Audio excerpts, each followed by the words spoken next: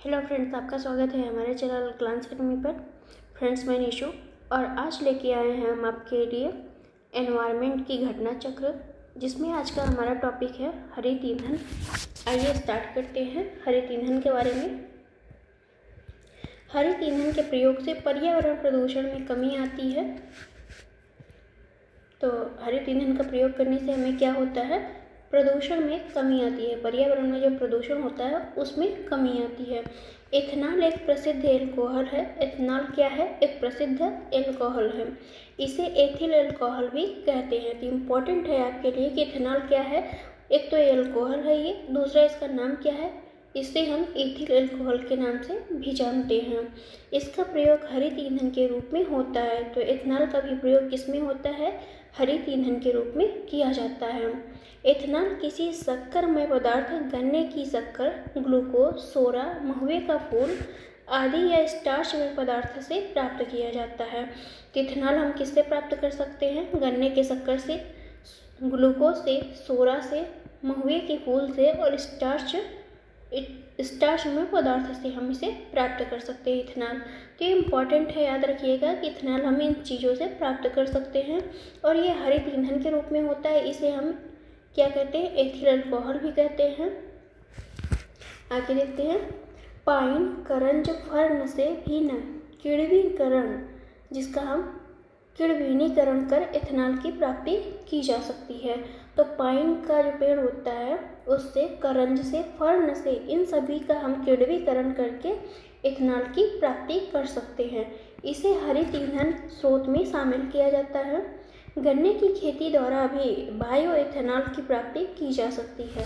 तो गन्ने की खेती कर हम क्या प्राप्त कर सकते हैं? बायो एथेनॉल प्राप्त कर सकते हैं। इसका उपयोग ईंधन के रूप में करके ऊर्जा की प्राप्ति कर सकते हैं। तो गन्ने की खेती हम क्यों कर सकते हैं? गन्ने की खेती एक तो आपका इम्पोर्टेंट है कि हरित ईंधन के लिए भी की जा सकती है। आगे देखते हैं। सूक्ष्म जैविक ईंधन कोशिकाएं। तो सूक्ष्म जैविक ईंधन कोशिकाएं जैव परिवर्तनीय सबस्ट्रेट में उपलब्ध रासायनिक ऊर्जा को सीधे विद्युत ऊर्जा में परिवर्तित करती हैं। तो ये आपकी जो सूक्ष्म जैविक ईंधन कोशिकाएं होती हैं, ये क्या करती हैं? जैव परिवर्तन सबस्ट्रेट में क्या करती हैं? रासायनिक ऊर्जा को सीधे किस में बदलती हैं? विद्युत ऊर्जा में बदल देती हैं। सबस्ट्रेट के इलेक्ट्रॉनों में परिवर्तन हेतु सूक्ष्म जीवों जैसे बैक्टीरिया का उत्प्रेरक के रूप में प्रयोग किया जाता है। तो सूक्ष्म जीवों में हम किसका प्रयोग करते हैं? बैक्टीरिया का, जो एक उत्प्रेरक के रूप में कार्य करता है। अपशिष्ट जल के शोधन हेतु, अपशिष्ट अगर जल है, गंदा जल है, उसका अगर हम शोधन करें तो किसके द्वारा की जा सकती है? तो आपके सूक्ष्म जैविक ईंधन कोशिकाओं के प्रयोग से हम जल शोधन की लागत तो घटती ही घटती है, साथ ही विद्युत उत्पादन का एक आकर्षक विकल्प भी है। तो अपशिष्ट यानी गंदे जल का शोधन हम किससे कर सकते हैं? सूक्ष्म जैविक ईंधन से हम कर सकते हैं। सूक्ष्म जैविक ईंधन की कोशिकाओं में मुख्यतः कार्बनिक पदार्थों जैसे glucose, sucrose, cellulose, starch, formate, acetate, ethanol, methanol, amino अम्ल, प्रोटीन इत्यादि सबस्ट्रेट के रूप में प्रयुक्त होते हैं। तो सूक्ष्म जैविक ईंधन में जो कार्बनिक पदार्थ है, इन सब में ये सारी चीज़ें पाई जाती हैं। साथ ही कुछ कार्बनिक पदार्थों जैसे सल्फाइड्स का भी सबस्ट्रेट इसमें प्रयोग होता है। शैवाल आधारित जैव ईंधनों का उत्पादन समुद्रों एवं महाद्वीपों दोनों में संभव होता है। ये शैवाल का हम प्रयोग समुद्र के द्वारा भी कर सकते हैं। समुद्र में भी शैवाल का उत्पादन होता है और महाद्वीपों में भी इस शैवालों का उत्पादन किया जाता है, जिससे हम जैव ईंधन बना सकते हैं। इन ईंधनों के उत्पादन एवं अभियांत्रिकी करने हेतु उच्च स्तर की विशेषज्ञता की आवश्यकता होती है। बड़े लेवल पे हमें तकनीक की आवश्यकता होती है, विशिष्ट ज्ञान जिसे हम कहते हैं। साथ ही अधिक उत्पादन के लिए नवाचार हेतु ज्ञान एवं अनुभव की आवश्यकता होती है। दुर्बल निवेश की स्थिति वाले विकासशील देशों में इस प्रकार के ईंधन का उत्पादन करना कठिन है, क्योंकि इस हेतु अधिक पूंजी निवेश की जरूरत पड़ती है। साथ ही आर्थिक रूप से व्यवहार उत्पादन के लिए बड़े पैमाने पर सुविधाओं की स्थापना से पारिस्थितिकी एवं समाज प्रतिकूल रूप से प्रभावित हो सकता है। अगर मान लीजिए कि अगर अच्छी टेक्नोलॉजी का प्रयोग ना किया जाए, अगर आपको अनुभव और ज्ञान ना हो, तो क्या करेंगे आप, जिससे क्या होगा, पारिस्थितिकी असंतुलन होगा, समाज में प्रतिकूल दशाएं उत्पन्न हो जाएंगी।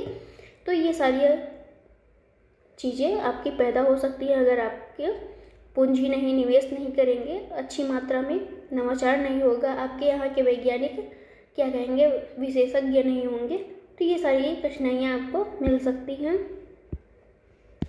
बायो एस्फाल्ट डामर का विकल्प है। तो बायो एस्फाल्ट क्या है, डामर का एक विकल्प है जिसका निर्माण गैर पेट्रोलियम आधारित नवीकरणीय स्रोतों से किया जा सकता है। तो बायो एस्फाल्ट का प्रयोग किससे करते हैं, तो नवीकरणीय स्रोतों से करते हैं। इन स्रोतों में चीनी, सीरा, धान, मक्का, लिग्निन, सेलुलोज, ताड़ के तेल का अपशिष्ट, सफ़ेद सरसों के तेल का अपशिष्ट आदि सम्मिलित करते हैं।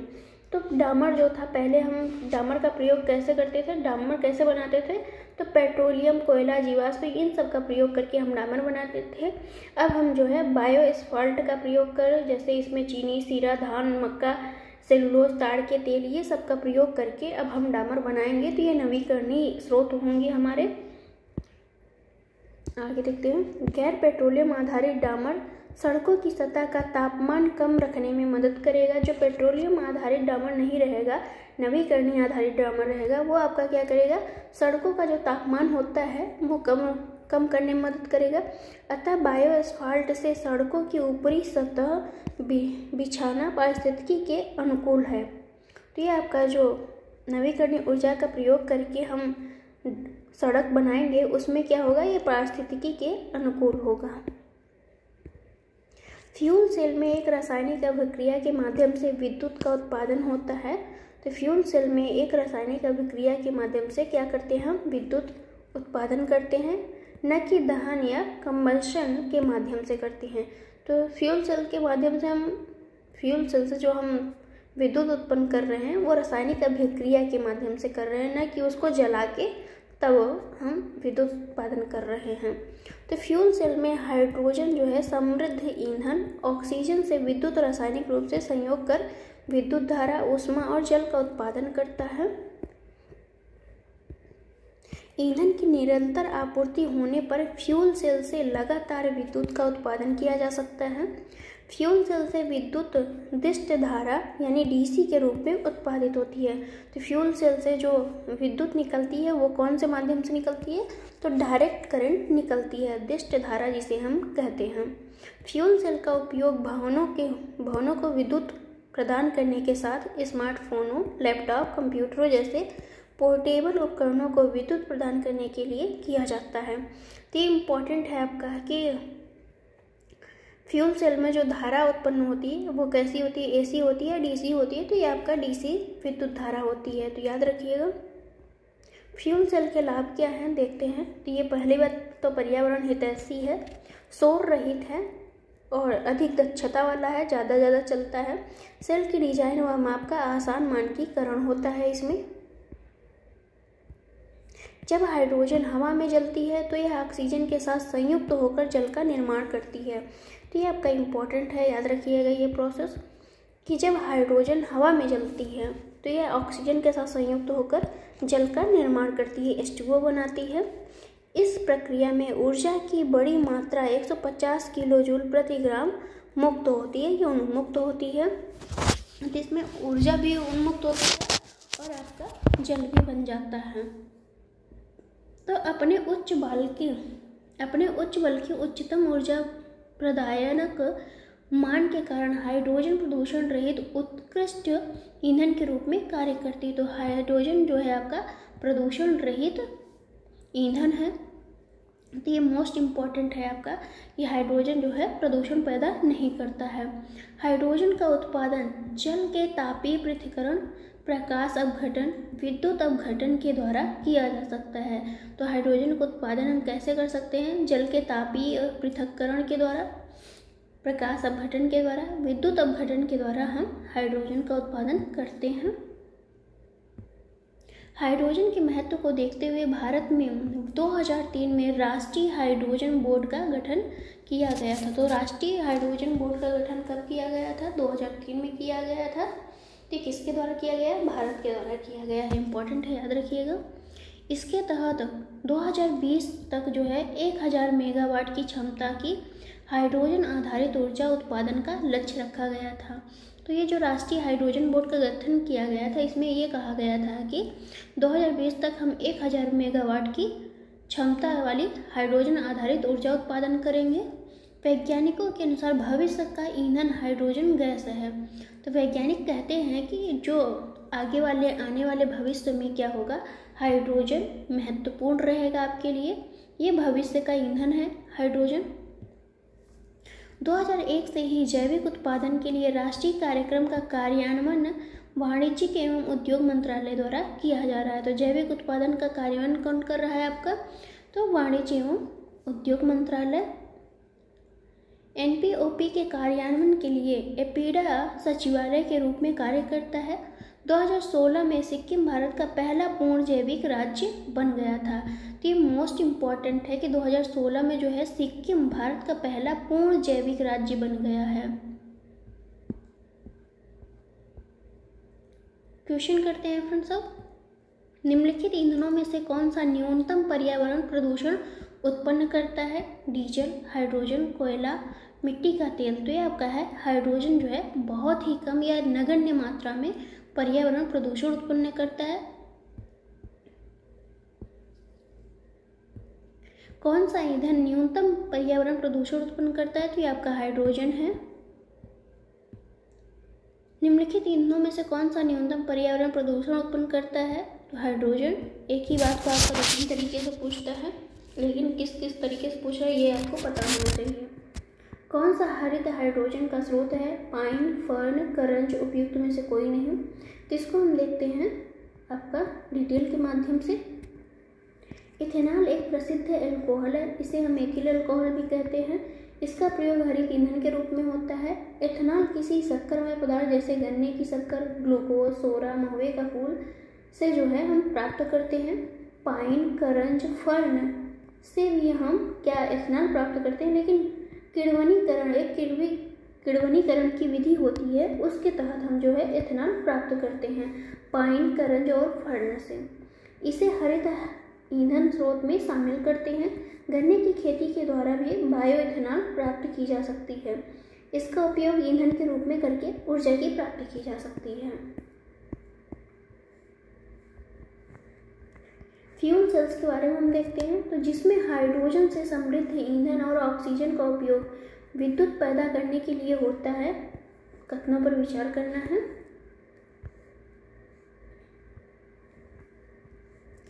यदि शुद्ध हाइड्रोजन का उपयोग ईंधन के रूप में होता है तो फ्यूल सेल उप उत्पाद बाय प्रोडक्ट के रूप में ऊष्मा एवं जल का उत्सर्जन करता है।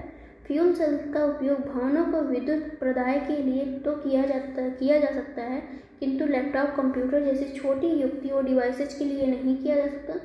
फ्यूल सेल प्रत्यावर्ती यानी AC के रूप में विद्युत उत्पादन करता है। तो कौन सा कथन सही है? इसका आंसर है आपका केवल एक सही है, दूसरा और तीसरा नहीं सही है, क्योंकि फ्यूल सेल जो है DC आधारित काम करता है, नॉट AC। यहाँ पे हम देख लेते हैं। फ्यूल सेल एक रासायनिक अभिक्रिया के माध्यम से विद्युत का उत्पादन होता है, न कि दहन के माध्यम से। फ्यूल सेल में हाइड्रोजन समृद्ध ईंधन ऑक्सीजन से विद्युत रासायनिक रूप से संयोग कर विद्युत धारा, ऊष्मा एवं जल का उत्पादन करता है। ईंधन की निरंतर आपूर्ति होने पर फ्यूल सेल से लगातार विद्युत का उत्पादन किया जा सकता है। फ्यूल सेल से विद्युत दिष्ट धारा यानी DC करंट के रूप में उत्पादित होती है। फ्यूल सेल का उपयोग भवनों को विद्युत प्रदान करने, स्मार्टफोनों, लैपटॉप, कंप्यूटर जैसे पोर्टेबल उपकरणों को विद्युत प्रदान करने के लिए किया जा सकता है। क्वेश्चन नंबर है 6। सूक्ष्म जैविक ईंधन कोशिका है। माइक्रोबियल फ्यूल सेल ऊर्जा का धारणीय सस्टेनेबल स्रोत समझी जा सकती है। क्यों? ये जीवित जीवों को उत्प्रेरक के रूप में प्रयुक्त कर कुछ सब स्टेटों से विद्युत उत्पादन कर सकती है। ये विविध प्रकार के अजैव पदार्थ सब स्टेट के रूप में प्रयुक्त करती हैं। यह जल का शोधन विद्युत उत्पादन करने के लिए अपशिष्ट जल शोधन संयंत्रों में स्थापित की जा सकती हैं। तो इसका आंसर है आपका डी, तीनों ही कथन जो हैं आपके सही हैं। क्वेश्चन नंबर है 7। शैवाल आधारित जैव ईंधन का उत्पादन संभव है, लेकिन इस उद्योग के संवर्धन में विकासशील देशों की क्या संभावित सीमाएं हैं? शैवाल आधारित जैव ईंधनों का उत्पादन केवल समुद्रों में ही संभव है, महाद्वीपों पर नहीं। शैवाल आधारित जैव ईंधन उत्पादन को स्थापित करने और इंजीनियरिंग करने हेतु निर्माण पूरा होने तक उच्च स्तरीय विशेषज्ञता प्रौद्योगिकी की जरूरत होती है।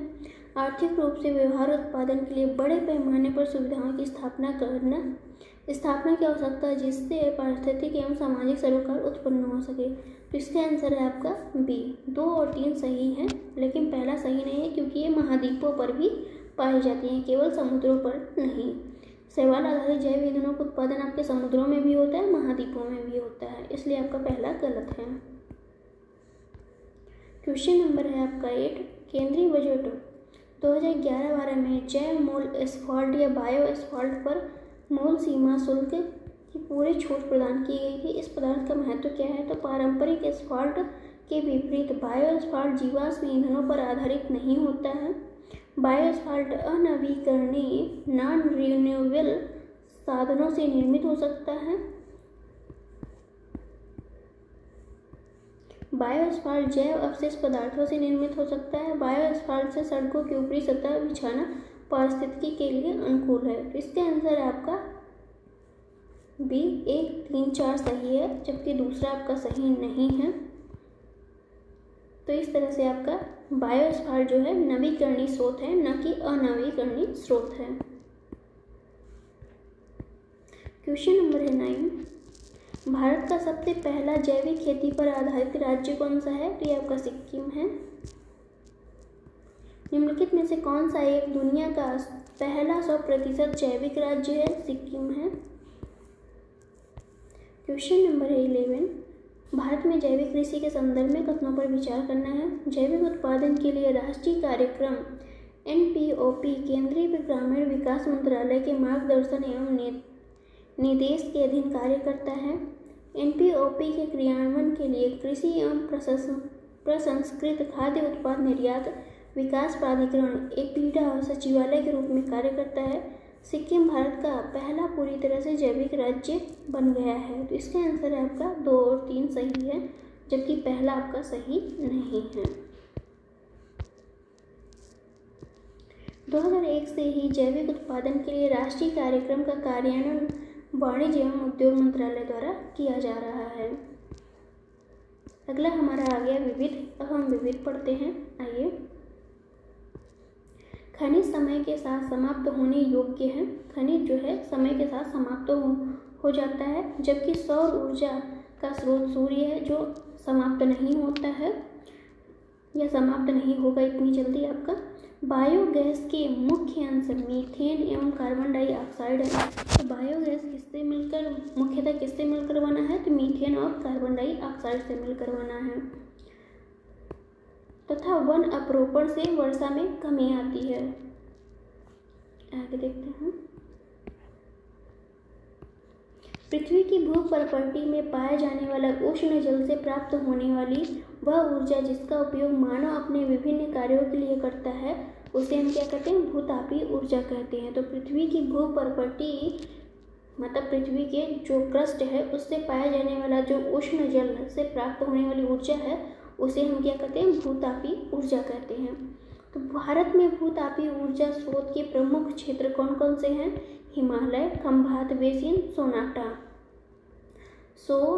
तो सो से आपका सोन हो गया, ना से आपका नर्मदा हो गया, ता से आपका तापी होगा। तो पश्चिमी घाट, गोदावरी बेसिन, महानदी बेसिन, इन सारी जगहों से आपका भूतापीय ऊर्जा प्रमुख रूप से मिलती है। कोयले में सल्फर की मात्रा कोयले में सल्फर की उपस्थिति सल्फर डाइऑक्साइड के लिए उत्तरदायी है। तो कोयले में जो सल्फर उपस्थित होता है वो किसके लिए उत्तरदायी होता है? तो सल्फर डाइऑक्साइड के लिए। सल्फर डाइऑक्साइड जो है अम्ल वर्षा के लिए प्रमुखतः उत्तरदायी गैस है। तो अम्ल वर्षा किससे होती है? आपका सल्फर डाइऑक्साइड और नाइट्रोजन डाइऑक्साइड के कारण अम्ल वर्षा होती है। साथ ही कोयले के जलने पर कार्बन के ऑक्साइड उत्सर्जित होते हैं। तो कोयले के जलने पर कौन सी गैस निकलती है? आपकी कार्बन के ऑक्साइड या कार्बन डाइऑक्साइड निकलती है। परमाणु ऊर्जा संयंत्र स्थापित करते समय रेडियोधर्मी किरणें तथा रेडियोधर्मी तत्वों के रिसाव का ध्यान रखने की आवश्यकता होती है। तो परमाणु ऊर्जा संयंत्र जब स्थापित किया जाता है तो उस टाइम देखा जाता है कि रेडियोधर्मी किरणें या रेडियोधर्मी तत्व का रिसाव ना हो जाए। रेडियोधर्मी विकिरणों से पेड़ पौधे एवं जंतु समूह को क्षति पहुंच सकती है। तो रेडियोधर्मी जब किरणें होती हैं उनसे पेड़ पौधे जंतु समूह कोई भी चीज़ की क्षति हो सकती है। अतः रेडियोधर्मी अपशिष्ट के निस्तारण की आवश्यकता पड़ती है। तो रेडियोधर्मी जो तत्व हैं उनके अपशिष्ट के निस्तारण या उन्हें समाप्त करने की हमें आवश्यकता पड़ती है।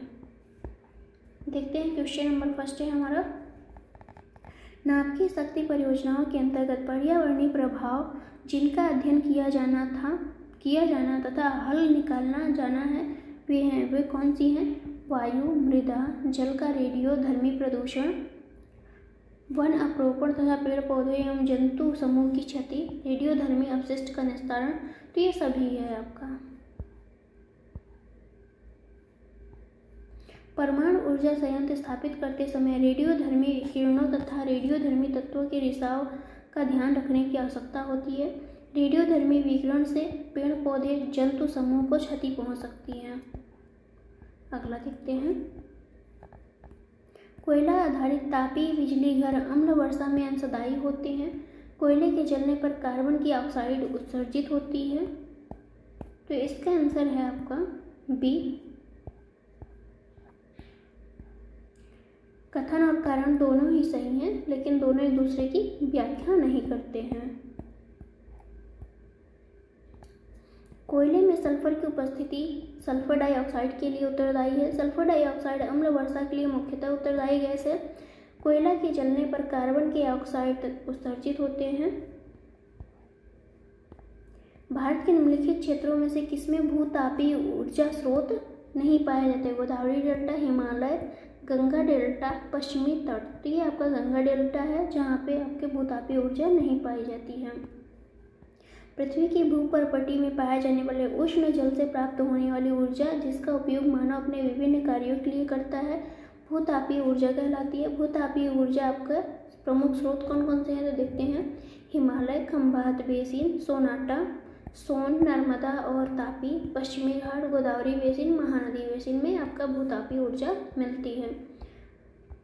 सूची फर्स्ट को सूची सेकंड से सम्मिलित करना है। आइए देखते हैं, खनिज जो है आपके समाप्त होने योग्य हैं, खनिज समाप्त हो जाती हैं। और सौर ऊर्जा आपका समाप्त ना होने वाला है, मतलब इसका समाप्त नहीं हो, सौर ऊर्जा आपका नष्ट नहीं होता है या समाप्त नहीं होता है। बायोमास जो है आपका, बायोमास किससे संबंधित है? तो ये मीथेन, बायोमास में मैक्सिमम मीथेन और कार्बन डाइऑक्साइड पाई जाती है। वन अपरोपण से वर्षा कम होगी। तो ये आप देखते हैं, वन अपरोपण से किसका संबंध है? वर्षा का संबंध है। इस तरह से आपका आंसर ए हो जाएगा। यहाँ से देख लेते हैं, खनिज समय के साथ समाप्त होने योग्य है। सौर ऊर्जा का स्रोत सूर्य है जो असमाप्त होने योग्य है। बायोगैस के मुख्य अंश मीथेन और कार्बन डाइऑक्साइड है। वन अपरोपण से वर्षा में कमी आती है। अगला चैप्टर है हमारा प्रदूषण। आइए इसके बारे में देखते हैं। प्रदूषण एवं उसके प्रकार पढ़ेंगे आज हम। जो हमारा टॉपिक है प्रदूषण एवं उसके प्रकार, कौन कौन से हैं प्रदूषण और उसके प्रकार कौन है। प्रदूषण जो है भूमि, वायु तथा जल के भौतिक, रासायनिक अथवा जैव अभिलक्षणों में अनापेक्षित परिवर्तन के फलस्वरूप होता है। तो भूमि, वायु और जल में जब भी कोई परिवर्तन होता है तो उसे हम क्या कहते हैं? प्रदूषण कहते हैं। जब कोई नुकसानदायक परिवर्तन होता है तो उसे हम क्या कहते हैं? प्रदूषण आ गया है। प्रदूषकों के अत्यधिक जमाव के कारण होता है। वे पदार्थ जिनसे प्रदूषण फैलता है उसे हम क्या कहते हैं? प्रदूषक कहते हैं, पॉल्यूटेंट कहते हैं। प्रदूषण के कई प्रकार होते हैं, इनका विभिन्न आधार पर वर्गीकरण किया गया है। तो देखते हैं हम प्रदूषण के प्रकार। प्रदूषण के प्रकार हैं यहाँ पे। तो भौतिक गुणों के आधार पर पहले हम बांटेंगे। ये आपका भौतिक गुणों के आधार पे हम बांट रहे हैं 5 प्रकार में, जैसे आपका गैसीय प्रदूषण, धूल प्रदूषण, ताप प्रदूषण, ध्वनि प्रदूषण, रेडियो सक्रिय प्रदूषण। तो ये आपका भौतिक गुणों के आधार पे बांटा गया है। फिर हम देखते हैं उत्पत्ति के अनुसार जब हम प्रदूषण को बांटते हैं तो कितने भाग हम बांटेंगे? प्राकृतिक और मानव। तो प्रकृति के द्वारा जो बनाया गया है और मानव के द्वारा जो बनाया गया है वो प्रदूषण देखते हैं। तो प्राकृतिक प्रदूषण हम किसे कहेंगे? हम ज्वालामुखी प्रदूषण, ज्वालामुखी का फटना या फूटना। और मानवोद्भिद जो है या मानव द्वारा जो बनाया गया है, मनुष्य द्वारा औद्योगिक क्षेत्र, कृषि से उत्पन्न प्रदूषण, ये सभी मनुष्य के द्वारा होते हैं। अब हम देखते हैं पर्यावरण के भाग के आधार पर प्रदूषण कितने प्रकार के होते हैं। तो पहला है आपका वायु प्रदूषण, दूसरा है जल प्रदूषण, तीसरा है आपका भूमि प्रदूषण। तो पारिस्थितिकी तंत्र के आधार पर हम प्रदूषण देखेंगे। तो ये एक आपका है जैव निम्नीकरण, जिसे हम बायोडिग्रेडेबल कहते हैं, जो नष्ट हो जाता है, जैसे घर का कूड़ा, पशुओं के मलमूत्र, सीवेज, ये आपका नष्ट होने वाला प्रदूषण है, जिसे हम क्या कहते हैं? जैव निम्नीकरण को ही नष्ट होने वाला प्रदूषण कहते हैं। और जैव निम्नीकरण रहित या अनिम्नीकरण, ये नॉन बायोडिग्रेडेबल, जो आसानी से नष्ट नहीं होता है, उसे हम क्या कहते हैं? उनमें क्या क्या आता है? तो आपका प्लास्टिक नष्ट नहीं होता है, किसी ने आप कितना भी उसको ख़त्म करने की कोशिश करेंगे, कुछ ना कुछ मात्रा में वो वहाँ पे रह जाएगा। तो प्लास्टिक हो गया, DDT हो गया, बेंजीन हेक्साक्लोराइड इत्यादि, ये सभी आपके नॉन बायोडिग्रेडेबल है, मतलब इनको हम नष्ट नहीं कर सकते हैं। ये आपके इम्पॉर्टेंट प्रदूषण है, याद रखिएगा। आगे देखते हैं।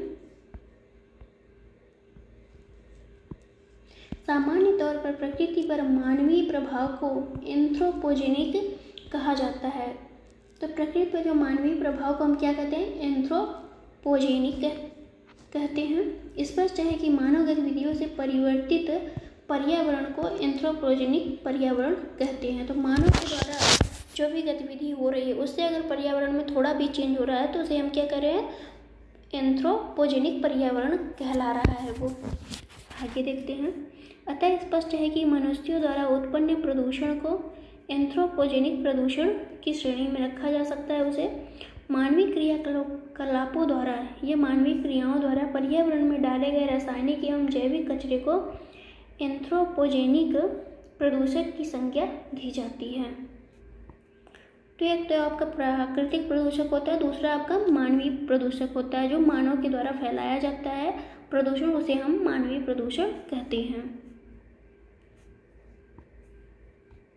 जैव निम्नीकरण रहित प्रदूषक मुख्यतः मानव जनित एंथ्रोपोजेनिक प्रदूषण के कारण पर्यावरण में प्रवेश करते हैं। तो जो जैव अनिम्नीकरण प्रदूषण होते हैं वो किसके कारण पहुंचते हैं पर्यावरण में?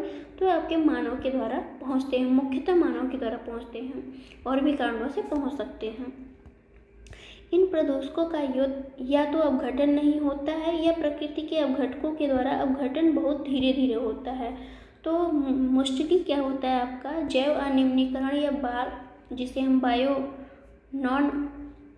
नॉन डिग्रेडेबल प्रदूषण जो होते हैं वो तो प्रायः तो या तो इनका अपघटन होता ही नहीं है, या तो ये इनका नष्ट होता नहीं है, या तो बहुत धीरे धीरे नष्ट होते हैं, लेकिन पूरी तरीके से पर्यावरण से ये नहीं जाते हैं। अभी इतनी टेक्नोलॉजी हमारी एडवांस नहीं है कि ये नष्ट हो जाए पूरी तरीके से।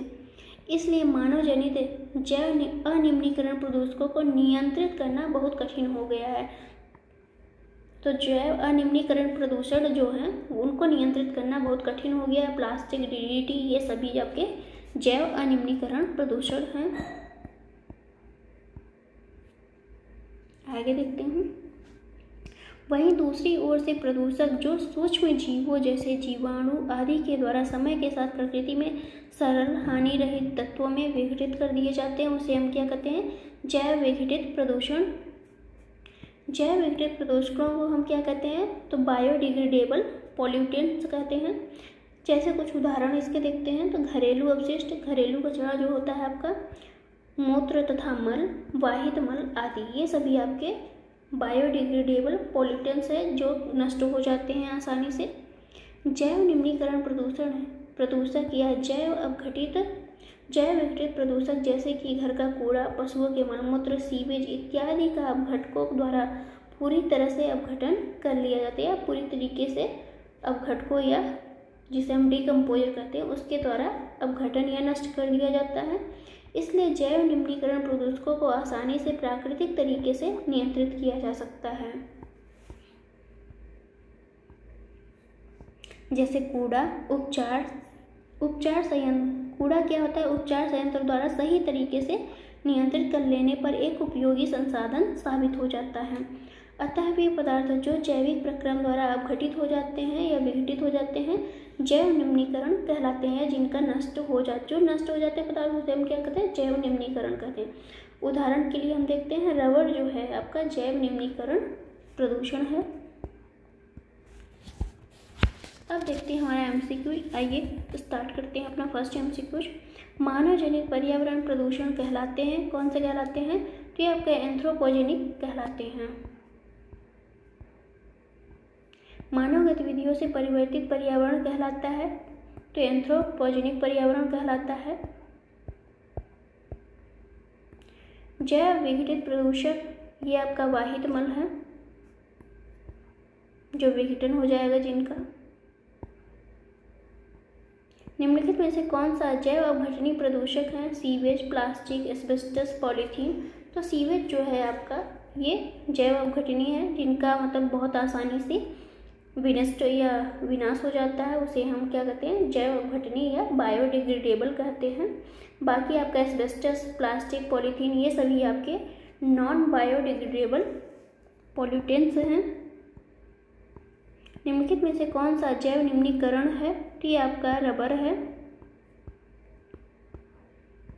अगला चैप्टर है हमारा वायु प्रदूषण, इसको हम पढ़ेंगे फ्रेंड्स अगले वीडियो में। Thank you for watching. आपको वीडियो कैसी लगी कमेंट बॉक्स में ज़रूर आंसर करें।